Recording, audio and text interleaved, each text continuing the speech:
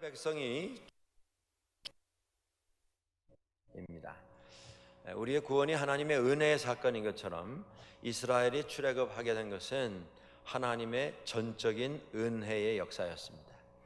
이스라엘 사람들이 무슨 실력이 있어서 능력이 있어서 다른 민족보다 머리가 좋고 가능성이 많아서가 아니라 하나님께서 그들을 긍휼히 여기셔서 은혜로 구원시켜 주셨기 때문에 출애굽하게 된 것입니다. 여러분, 이것이 이스라엘의 시작이고 이스라엘의 기초입니다. 기초. 우리가 하나님 앞에 신앙생활할 때 우리 믿음의 기초가 무엇이냐 하면 하나님의 은혜입니다. 하나님의 은혜. 내가 부모 잘 만나서 좋은 부모님들 밑에서 어릴 때부터 신앙훈련을 받았기 때문이 아니라 하나님의 은혜 때문에 우리는 구원받은 것입니다. 그러니까 하나님 앞에서 성경에서 말씀하는 것처럼 자랑을 하려거든 예수만 자랑할 것이지 그 이외에 나의 것, 내가 가진 것, 나의 됨됨이 그것 가지고 자랑하면 안 됩니다. 우리가 신앙생활을 열흘 했든 10년 했든 상관이 없습니다. 1년을 했든 아니면 조상 3대째 신앙 집안이든 상관이 없습니다. 우리는 다 하나님의 은혜 앞에 똑같이 죄인으로 서서 하나님의 용서하심에 힘입어서 죄 씻음을 받은 주님의 은혜로 구원받은 사람들입니다. 그러니까 우리가 자랑하려면 자랑할 것은 예수 그리스도밖에 없습니다. 그것 이외에 우리가 자랑할 것은 아무것도 없습니다. 예수 믿으면서 자꾸만 내 자신 내세우고 내 자신 사람들에게 좀 인정받고 싶어 하는 그런 본능들이 누구에게나 있습니다. 그걸 우리 신앙 안에서 잘 다스려야 합니다. 그리고 예수 그리스도의 이름만 높임을 받도록 해야 합니다. 이스라엘 사람들이 출애굽했습니다. 출애굽해가지고 시내산에 모였습니다. 시내산에 모였을 때 하나님께서 모세를 산 위로 불러 올라오도록 하셨고 이스라엘 백성의 대표들을 그 앞에 모으셨습니다. 그리고 그들에게 계명을 주십니다. 그게 곧 율법입니다. 율법의 기초가 십계명입니다. 돌판에 하나님께서 친히 그 말씀을 새기셔서 그것을 모세에게 들려서 백성들에게 내려보내셨고 그 말씀에 입각하여서 너희가 살아야 한다 이렇게 선포를 하셨습니다. 우리가 은혜의 시대에 사는 사람으로서 이 십계명이 예수 믿는 사람에게도 과연 무슨 효력이 있는 것인지 우리에게도 무슨 유익이 있는 것인지 그런 질문을 가질 수가 있습니다. 오늘 말씀을 한번 보면서 우리가 확인을 하겠습니다. 자, 십계명이 있는데요. 십계명을 가지고 있는 신앙 단체가 세 단체가 있습니다. 첫째는 유대교회입니다. 유대교회. 구약 성경은 유대교회가 가지고 있던 그들의 성경입니다. 근데 신약 시대에 들어오면서 유대인들이 가지고 있었던 39권의 성경을 그대로 전수받은 것입니다. 기독교회가. 왜냐하면 그것이 하나님의 역사이고 그것이 하나님께서 사람들에게 허락해 주신 하나님의 말씀이기 때문입니다. 39권 구약 성경, 유대인들의 성경을 그대로 전수받았습니다. 그리고 그 이후에 이제 27권 신약 성경이 그것에 보태지지 않습니까?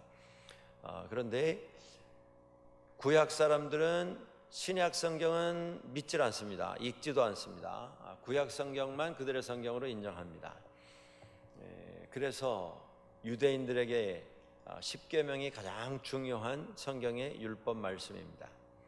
세 단체가 있다. 세 종교적 집단이 있다 말씀드렸는데 첫째는 유대교회고요. 두 번째는 로마 천주교회입니다.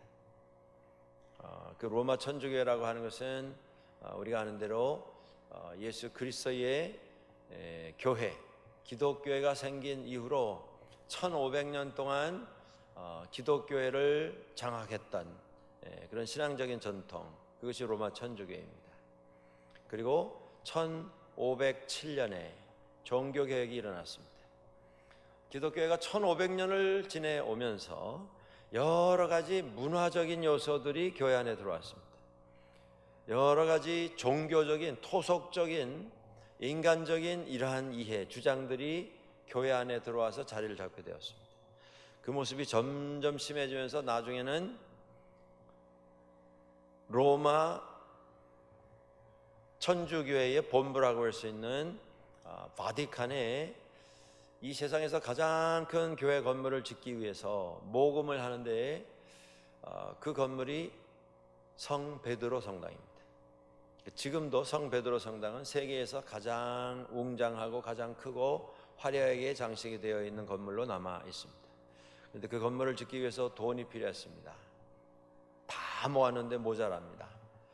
그래서 돈을 더 모으기 위해서 로마 천주교회에서 만들어낸 방법이 뭐냐면 면죄부를 파는 것입니다. 돈을 내고 이 면죄부라고 하는 증서를 사면 당신의 남아있는 여죄가 다 용서받을 수 있다. 인간이 참 얼마나 어리석은지, 돈 내고 종이장을 사면 죄사함 받는단 말을 듣고 믿었습니다. 그리고 수많은 사람들이 많은 돈을 바치고 죄가 사해졌다라고 하는 증서를 샀습니다. 그런데도 돈이 모자랍니다. 그 큰 교회를 짓기 위해서. 그래서 또 만들어낸 방법이 뭐냐면 당신들뿐 아니고 이미 세상 떠나신 당신의 아버지, 당신의 어머니, 할아버지, 할머니, 조상님들, 친척들, 그분들 것도 사라. 그들이 지금 연옥에서 천국으로 갈지 지옥으로 갈지 심판을 기다리고 있는 상황에 대기하고 있는 상황인데 당신들이 그 조상들을 위해서 면죄부를 사면 그 대기소에 있었던 사람들이 바로 천국으로 옮겨질 수 있다. 당신이 돈통에다가 동전을 넣는 그 쨍그랑 소리와 함께 연옥에서 천국으로 옮기게 될 것이다. 어리석은 민생들이 그 말을 믿고 어마어마한 돈을 교회에다 바치고 면죄부를 샀습니다. 그것이 종교개혁이 일어난 도화선이 됐습니다. 이게 무슨 구원을 돈 주고 사고 팔고 하는 게 이게 교회가 할 짓인가? 이건 성경의 가르침이 아니다. 돈에 눈이 먼 교회는 회개해라. 그래서 시작된 것이 종교개혁입니다. 그런데 로마 천주교회도 구약 성경을 그냥 받아서 가지고 있었기 때문에 그들에게도 십계명이 있습니다. 그리고 1507년 이후에 1517년 죄송합니다. 1517년 이후에 종교개혁 이후에 생겨난 개신교회들, 소위 개신교회, 개혁교회들, 우리도 이제 장로교회로서 종교개혁 이후에 1517년 이후에 우리가 신앙 전통을 세운 교회 중에 하나입니다. 그런데 개신교회들도 십계명을 가지고 있습니다. 자, 그런데 계명은 10개인데 구분을 다르게 합니다. 이 무슨 얘기냐면요, 지금 우리가 출애굽기에서 본 20장에서 본 십계명 내용은 유대교회도 로마 천주교회도 개신교회도 다 가지고 있어요. 그런데 제1계명, 제2계명 그 구분이 다르다는 말씀입니다. 1절에서 21절은 다 가지고 있는데 어느 게 십계명이냐, 1, 2, 3, 4 번호를 붙여놓은 게 조금씩 다릅니다. 한번 보시겠습니다. 우리의 신앙 전통 개신교회에서는 성경에 나온 그대로입니다. 20장 3절부터 시작이 되죠. 계명이 너는 나 외에 다른 신들을 내게 두지 말라. 종교개혁 때 개신교회가 제일 주장한 게 뭐냐면 성경으로 돌아가자. 성경 외에 엉뚱한 무슨 문화, 전통, 사람들의 요구, 세상의 어떤 풍습 이런 것들이 성경 해석에 쓸데없이 너무 많이 들어와 있다. 성경으로 돌아가자. 성경이 뭐라고 했느냐? 3절에 너는 나 외에 다른 신들을 내게 두지 말라.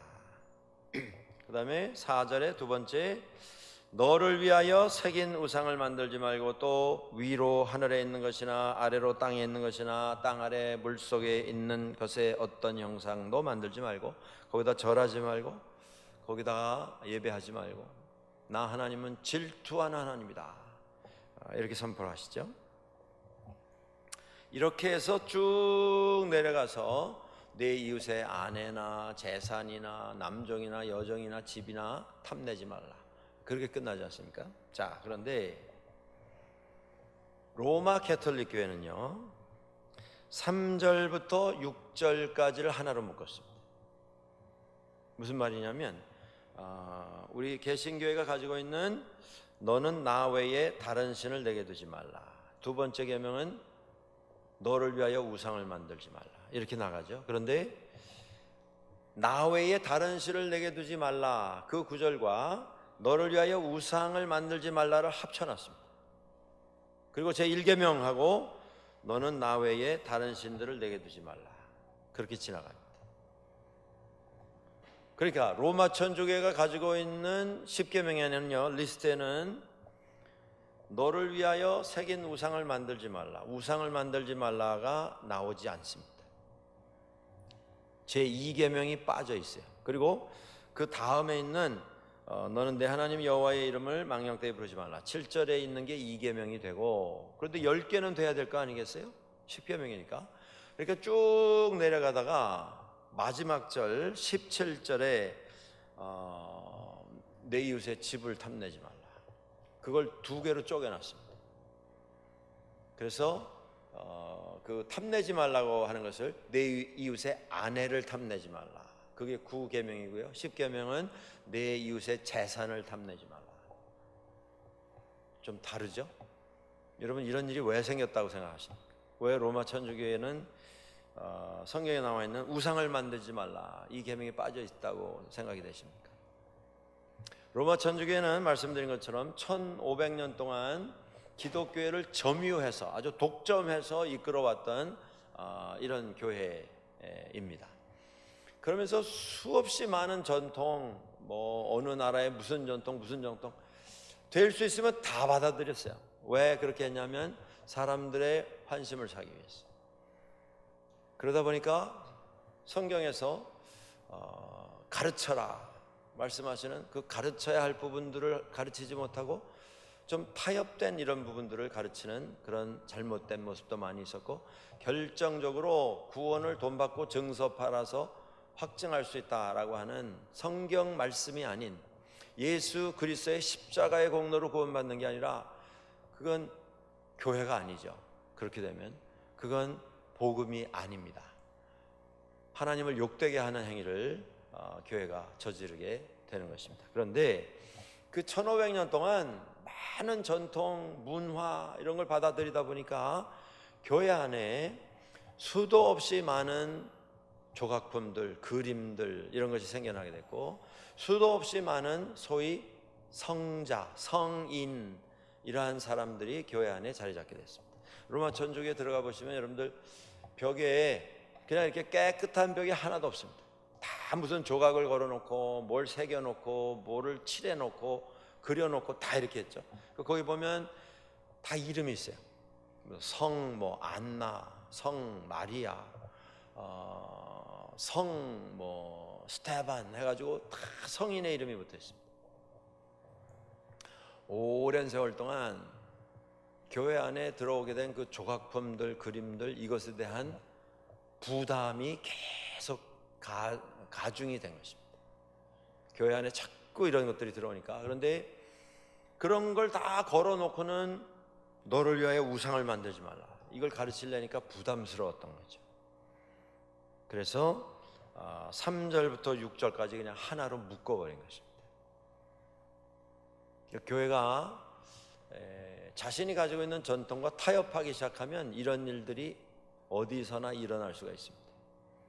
그리고 엉뚱한 제일 뒤에 있는 제 10계명을 둘로 쪼개가지고 9, 10 이렇게 해서 숫자만 맞췄습니다. 자, 로마 캐톨릭 교회는 그렇게 되어 있고요. 유대인들은 어떻게 했느냐? 유대인들은 10계명, 그들의 계명이죠. 어떻게 시작하냐면요, 유대인들의 10계명은 2절부터 시작이 됩니다. 2절이 어떻게 되어 있습니까? 나는 너를 애굽 땅 종되었던 집에서 인도하여 낸 내 하나님 여호와니라. 이건 서론이죠. 너희들에게 계명을 주는 나는 너희를 애굽에서 구원해낸 너희의 구원자이다. 나는 여호와 하나님이다. 하나님께서 당신을 소개하시고 선포하시는 말씀이죠. 그런데 그것을 1계명으로 삼고 있습니다. 그리고 그 다음에 나오는 3절, 4절, 5절, 6절은 하나로 묶었어요. 근데 로마 가톨릭교회는 묶으려면 유대인들처럼 2절로 올라가서 2절을 제1계명으로 삼고 3절 너는 나 외에 다른 신들을 내게 두지 말라부터 그 밑에 나오는 우상 두지 말라, 우상 만들지 말라는 6절까지를 하나로 묶으면 그거는 뭐 유대 전통이니까 그걸 따라갔다 하겠는데, 로마 천주교회는 3절부터 시작을 하고 그 밑에 우상 섬기지 말라는 그냥 쓱 지나가는 겁니다. 한꺼번에 묶어서 그렇게 구분이 되어 있습니다. 그러니까 여러분들 교회마다 10계명 그 리스트가 이렇게 다르다고 하는 것, 그 배경이 어떤 것이라고 하는 것 여러분들 기억해 놓으시면 도움이 될 것입니다.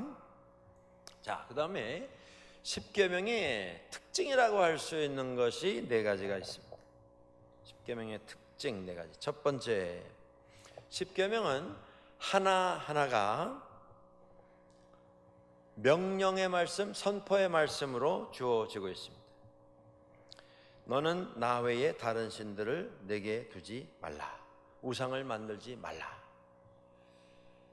고대 문서에 나오는 모든 법규는요, 항상 조건 그리고 결과가 같이 나오는 이런 형태를 취하고 있습니다. 무슨 얘기냐면, 예를 들어서 고대 문서에, 종교 문서에, 그러니까 지금 기독교 문서가 아니고요, 다른 문화권에 있는 고대 법조항을 담은 문서에 나와 있는 글귀들입니다. 예를 들자면 너는 나 외에 다른 신들을 내게 두지 말라. 그렇게 할 때에는 너희들에게 이러이러한 것이 일어나게 될 것이다. 항상 그렇게 갑니다. 무엇은 하지 말라, or else. 이걸 해라, or else. 이걸 해라, 하지 않으면 이렇게 될 거다. 이걸 하지 말라, 만약에 하게 되면 너희가 이런 벌을 받게 될 것이다. 그게 로마를 비롯해서 구약 시대부터 고대 문서에 나오는 이 법 규정의 형식입니다. 디맨드가 나가고요, 뭘 해라든가 하지 말라든가, 그 다음에 그렇게 안 하면 혹은 하면 이렇게 될 것이다. 그런데 10계명은 다르죠. 그 뒤에 이렇게 안 하면 너희가 이런 벌을 받게 될 것이다, 혹은 이런 상을 얻게 될 것이다, 그런 말이 없어요. 그냥 선포됩니다. 그 말씀은, 하나님께서 주시는 이 말씀이 절대적인 의미를 가지는 삶의 기준이다, 그런 겁니다. 오늘 우리가 10계명에 관심을 가지고 10계명을 우리 삶에서 도움을 얻기 위해서 이 말씀을 바라보는 이유는, 이걸 하면 이런 복을 받게 될 것이고 이걸 안 하면 이런 벌을 받게 될 것이다 라고 하는 뒤에 따라 나오는 그 결과 때문에 우리가 하고 안 하고를 결정하는 게 아니죠. 하나님께서 나 이외에, 나 외에 다른 신을 내게 두지 말라. 우리가 그 말씀에 순종하는 이유는 다른 신을 뒀다가는 벼락을 맞을까 봐, 다른 신을 안 두면 복을 받기 때문에 이 말씀에 순종하는 게 아니고, 이 말씀이 살아계신 하나님의 말씀이기 때문에 우리가 순종하는 것입니다. 절대적인 권위를 가진 하나님의 말씀이기 때문에, 이 말씀이 우리에게 길이요 진리요 생명이 되는 말씀이기 때문에 우리가 순종하는 것입니다. 어떤 조건이 따라오기 때문이 아니고, 그게 세상 다른 규정들과 하나님의 말씀과의 차이다라고 하는 것입니다. 자, 하나하나가 절대적인 삶의 기준으로 우리들에게 주어지고 있습니다. 두 번째 특징이 있는데요, 10계명을 읽어보시면 10개죠. 문장이 10개인데 10개 가운데 8개가 하지 말라예요. 그렇죠? 첫 계명, 너는 나 외에 다른 신들을 내게 두지 말라. 두지 말라는 거잖아요. 우상 만들지 말라, 말라는 것 아닙니까? 계속. 그 다음에 이제 안식일을 지켜라, 이 말씀 나오고, 그 다음에 내 부모 공경하라, 그것만 지나간 다음에는 또 하지 말라요. 살인하지 말라, 간음하지 말라, 도둑질하지 말라, 거짓 증거하지 말라, 남의 것 탐내지 말라. 말라. 이걸 잘 이해하셔야 합니다. 십계명에 나오는 하지 말라는 부정의 뜻이 아닙니다. 강한 긍정의 내용을 담고 있습니다. 예를 들어서 살인하지 말라. 살인만 안 하면 계명 지키는 게 아닌 것이죠. 도둑질하지 말라. 나는 안 훔쳤어. 안 훔쳤는데 마음속에는 시기, 질투, 미움, 증오, 그건 도둑질한 것보다 더 악한 것이 되는 것이죠. 살인하지 말라. 난 살인 안 했다. 살인 안 했어도 그 마음에 저 사람 가다가 좀 탁 걸려가지고 좀 한번 실패하는 걸 내가 보면 속이 시원하겠다. 그 마음 품고 있으면 그건 살인한 거나 마찬가지라는 것이죠. 그러니까 살인하지 말라 하는 살인만 안 하면 된다 그런 뜻이 아니고, 인간을 인간으로 소중히 여기는 그 마음을 가져라. 하나님께서 인생을 얼마나 사랑하셨는지를 알고 그 인생이 귀한 줄 알아서 그 인생을 존중히 여기는 마음을 가져라. 그런 뜻이죠. 그러니까 하지 말라는 그것만 안 하면 되는 게 아니고 적극적인 의미를 우리가 그 가운데서 발견하는 것이 목적이 돼야 하는 것입니다. 자, 그 다음에 세 번째 특징이 있는데요. 그 특징은 뭐냐면, 계명은 다 유입니다. 유. 영어 문장에, 그리고 한국어 문장도 마찬가지죠. 너는 나 외에 다른 신을 내게 두지 말라. 또 4절에서 너를 위하여 우상을 만들지 말라. 그러니까 이 계명은 지금 받는 사람이 누구냐면요, 단수형이에요. 그리고 2인칭입니다. 너는 하나님께서 이스라엘에게 계명을 주셨죠. 유대인에게 계명을 주셨습니다. 그런데 유대인이라고 하는 공동체, 이스라엘이라고 하는 공동체에다가 계명을 던져주신 게 아니고, 하나님은 한 사람 한 사람에게 계명을 주고 계신 것입니다. 복수도 아니고요, 너희들이 아니고 너입니다. 너, 단수, 2인칭. 하나님의 말씀은 우리에게 어떤 단체적인 의미에서 책임으로 맡겨주신 게 아닙니다.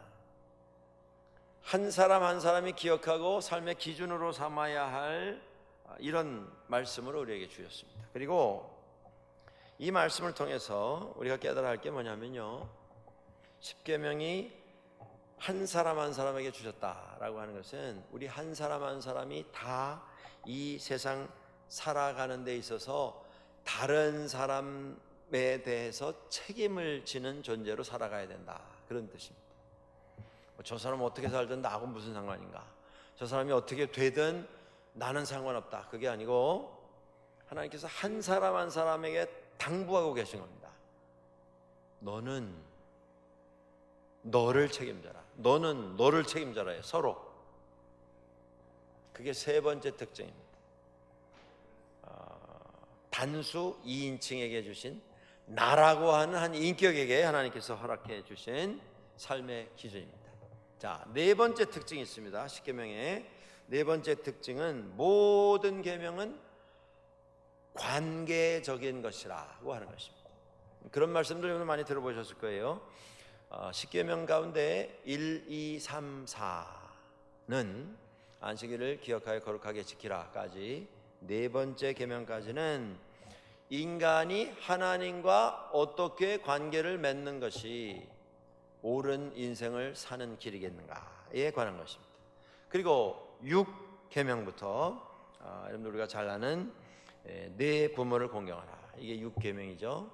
그것부터 마지막 계명까지는 우리가 인간으로서 살아가면서 인간과 인간 사이에 어떤 기준, 어떤 원칙을 가지고 서로를 대해야 하는가, 인간과 인간의 관계를 어떻게 만들어가는 것이 합당한 인생의 모습이 되겠는가에 관한 것입니다. 처음 4개는 인간이 하나님과 어떤 관계를 가져야 하는가, 그 다음에 6개는 인간이 다른 인간과 어떤 관계를 만들어 가야 하는가? 10계명의 계명의 목적은 올바른 관계 형성입니다. 이걸 지식으로 생각하시면 크게 오해하시는 거예요. 1계명부터 10계명까지 나는 토시 하나 안 틀리고 다 외운다. 내가 외워서 그대로 쓸 수 있다. 언제든지 물어보면 나는 그걸 해석할 수 있다. 그게 목적이 아니고요. 물론 그렇게 하는 것도 도움이 됩니다만은, 내가 지금 하나님과 어떤 존재로 살아왔는가, 그걸 깨달으라는 것이죠. 내가 세상 살면서 혼자 사는 게 아니고 하나님께서 이 시대를 같이 살아가게 해주셨는데, 내가 이웃들과 어떻게 하나님 앞에서 살아가고 있는가, 그걸 깨달으라고 하는 것입니다. 계명을 어기는 것은 뭐 도둑질 하지 마라, 예를 들어서 도둑질 했냐 안 했냐, 그게 아니고요. 우리가 도둑질 안 해도 이웃과 관계가 깨지면 그건 계명 어긴 거라는 말씀입니다. 살아가면서 친구보다 적이 더 많으면 도둑질도 한 적이 없고 뭐 간음한 적도 없고 살인한 적도 없어도 계명을 어긴 자가 된다고 하는 것입니다. 하나님의 계명은 관계를 위한 것입니다. 관계에 대한 것입니다. 그러니까 우리가 계속 믿음 생활하면서 신경 써야 하는 게 뭐냐면, 내가 정말 이웃들과 의미 있는 관계를 만들어가고 있는가. 여러분 가끔 그런 생각 한번 해보신 적 있는지 모르겠어요. 내가 이 세상을 떠난다면 뒤에 남은 나를 알았던 사람들, 내가 알고 있는 사람들은 나를 어떻게 기억할 것인가? 어떤 사람으로 기억되기를 원하십니까, 여러분들? 이 생각하면 좀 두려운 마음도 있습니다. 무슨 얘기냐면, 내가 떠난 다음에 그분들이 나에 대해서 뭐라고 말할까? 그 부분에 우리가 자신감이 있어야 돼요. 뭘 얼마를 벌었냐 그거 아니고요. 뭐 얼마를 모아놨냐, 얼마를 배웠느냐 그거 아니고요.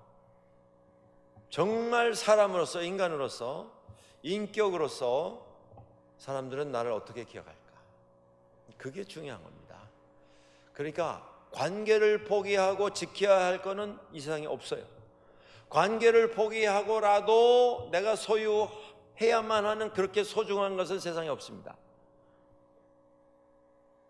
다른 거 다 알고 다 외워도 관계에 실패하면 우리는 성공한 신앙인이 될 수가 없습니다.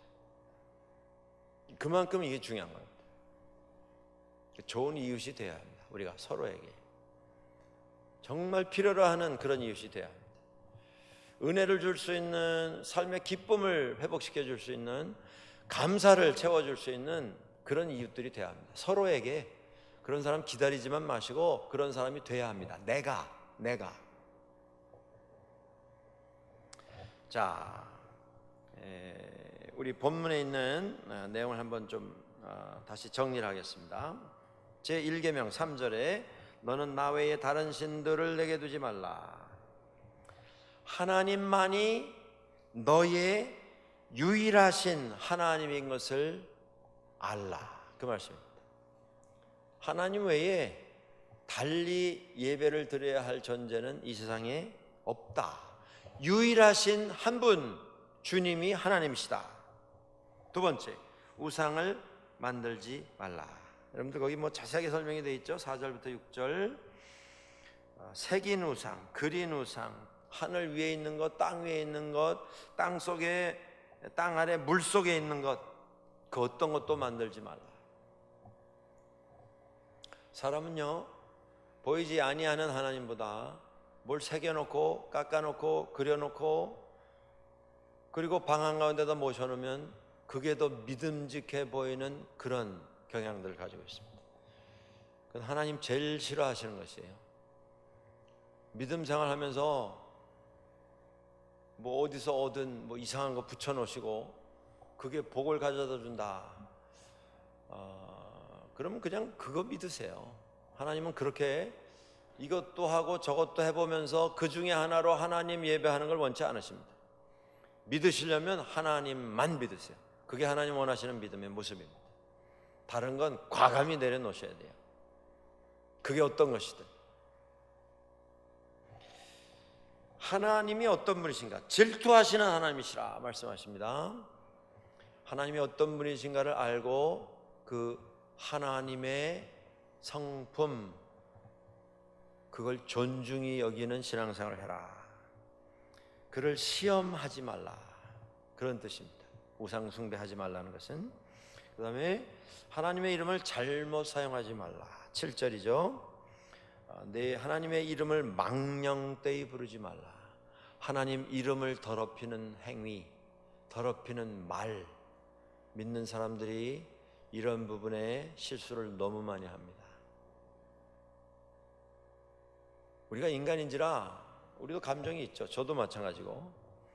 근데 어떤 경우에도 하나님의 이름에 욕이 돌아가게 하면 그건 돌이킬 수 없는 죄를 짓는 것이 됩니다. 위기가 나를 찾아올 때 내가 내 관리를 잘해야 됩니다. 신앙인으로서. 네 번째 계명, 네 번째 가기 전에 우리 하나님의 이름에 대해서, 하나님은요 실존적인 하나님이세요. 상상이 아닙니다. 무슨 꿈속에 나타나시는 하나님이 아니세요. 무슨 신령처럼 뭐 펑 하고 나타났다 퍽 하고 없어지는 그런 존재가 아니십니다. 우리 삶 속에 실존하시는 하나님이시고요. 그 하나님은 항상 시제가 현재이십니다. 현재. 과거가 아니에요. 과거의 하나님이 아니에요. 보이지 아니하는 미래, 뭐 지금부터 15년 후면 어디서 우리를 기다리실 것이다, 그게 아닙니다. 우리 삶 속에 오늘 들어오셔서 나와 동행하시는, 현존하시는, 나의 현재를 다스리시고 책임져 주시고 미래를 책임져 주시는 분, 그분이 하나님이십니다.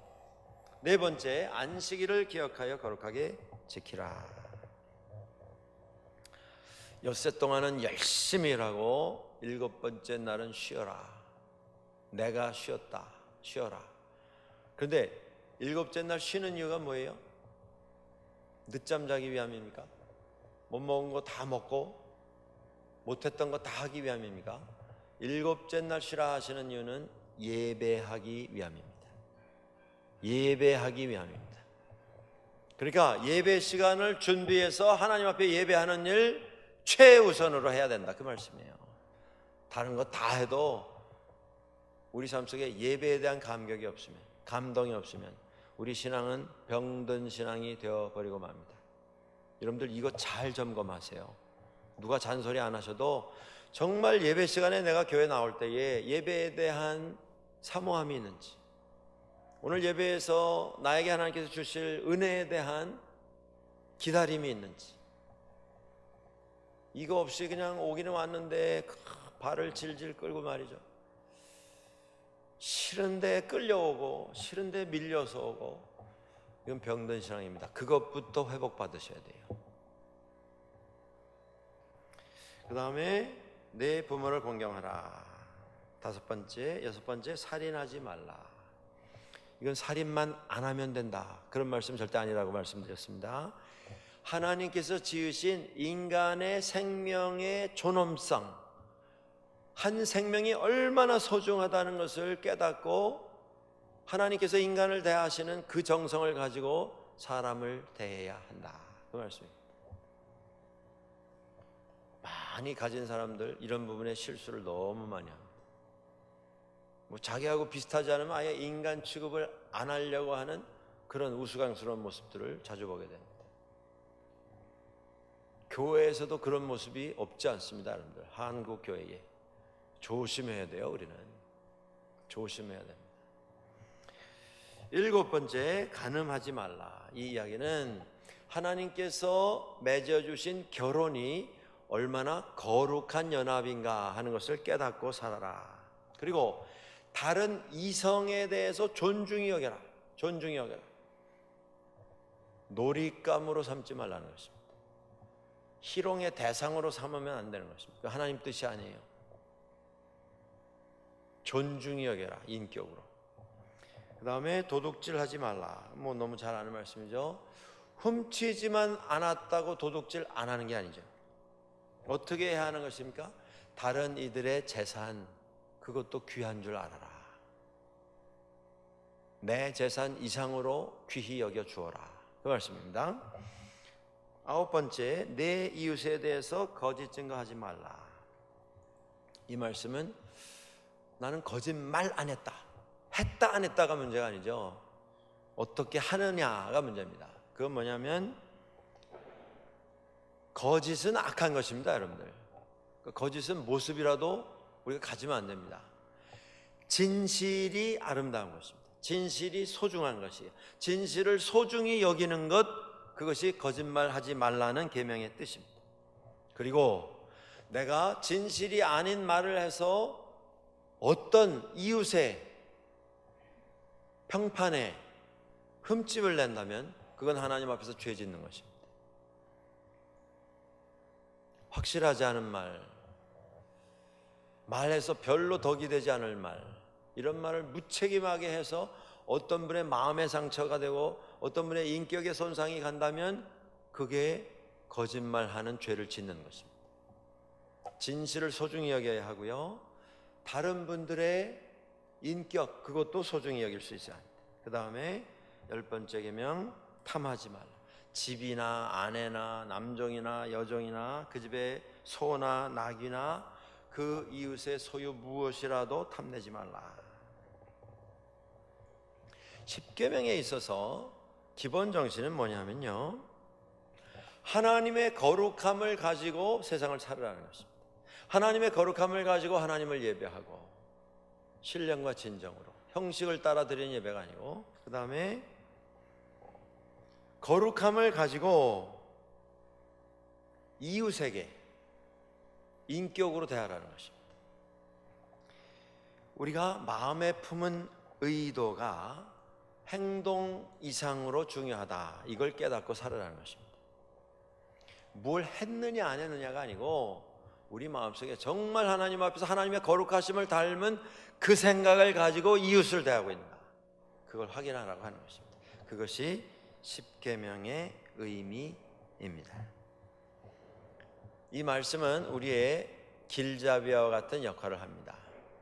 우리가 이 말씀을 지켜 행하면 우리의 삶이 하나님을 기쁘시게 하는 삶이 될 수 있을 것입니다. 그리고 우리 하루하루의 일과가, 하루하루 살아가는 우리의 모습이 하나님 앞에 올려드리는 진정한 예배가 될 수 있을 것입니다. 여러분들 십계명을 다시 한번 마음에 새기시고 하나님 앞에서 정말 하나님 원하시는 하나님의 거룩하심을 닮아가는 관계를 형성하며 살고 있는가 확인하시기 바라고요. 이 말씀 다시 한번 가슴에 새기시면서 내가 내 이웃을 내 몸처럼 사랑하고 있는가, 존중히 여기고 있는가, 다시 한번 확인하시는 이 저녁 되시기를 주의 이름으로 간절히 축원합니다. 제가 한번 축도하고 오늘 예배를 마치도록 그렇게 하겠습니다.